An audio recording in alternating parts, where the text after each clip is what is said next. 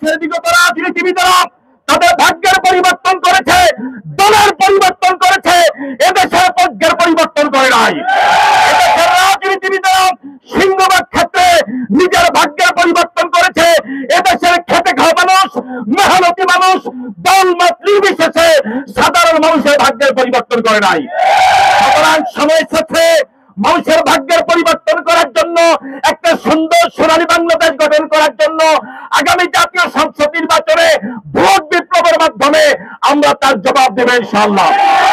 ইনশাআল্লাহ বিজয়ের মালা গলায় পরিধান করে ইনশাআল্লাহ।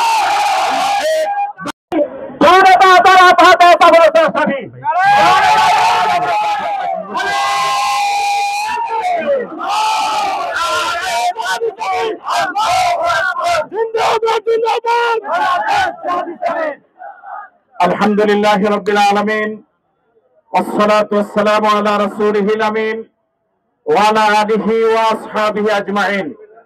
প্রিয় সংগঠন বাংলাদেশ জামাত ইসলামী কেন্দ্র ঘোষিত 5 দফা দাবি নিয়ে আজকের এই বিশাল বিক্ষোভ মিছিলের সম্মানিত সভাপতি, প্রধান অতিথি, উপজেলার বিভিন্ন পর্যায়ের দায়িত্বশীল ভাইরা, জামাত ইসলামের বিভিন্ন পর্যায়ের দায়িত্বশীল এবং কর্মী বন্ধুগণ, ইসলামী ছাত্র শিবিরের বিভিন্ন পর্যায়ের দায়িত্বশীল বন্ধুরা, সর্বোপরি কচুয়াবাসী, আসসালামু আলাইকুম ওয়া রাহমাতুল্লাহি ওয়া বারাকাতুহু।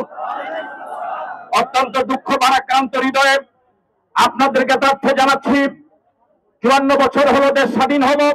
মুক্তিযোদ্ধারা জীবন দিয়েছিলেন যে সোনার বাংলাদেশ গঠন করার জন্য। লক্ষ লক্ষ নারী পুরুষ জীবন দিয়েছে, অসংখ্য নারী ইজ্জত হারিয়েছে। 54 বছরের স্বপ্নের বাংলাদেশ আজও আমরা বিনির্মাণ করতে পারিনি।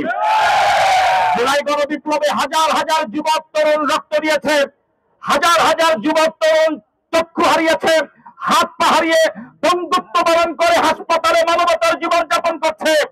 দুঃখজনক হলেও সত্য, হাজার হাজার জীবনের বিনিময়ে একটা সুন্দর সুশৃঙ্খল বাংলাদেশের জন্য যারা জীবন দিল, 1 বছর পার হয়ে যাওয়ার পরে আবার তাদের জীবন দেওয়ার স্বপ্নে সে বাংলাদেশ বিনির্মাণের জন্য আমাদেরকে রাজপথে নামা লাগে।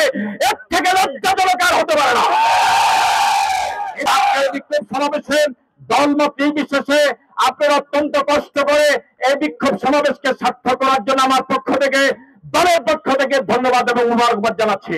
কচুয়া বাজারের সম্মানিত ব্যবসায়ী ভাইরা সহযোগিতা করেছেন, কচুয়ার সকল ব্যবসায়ী ভাইদেরকে ধন্যবাদ জানাচ্ছি।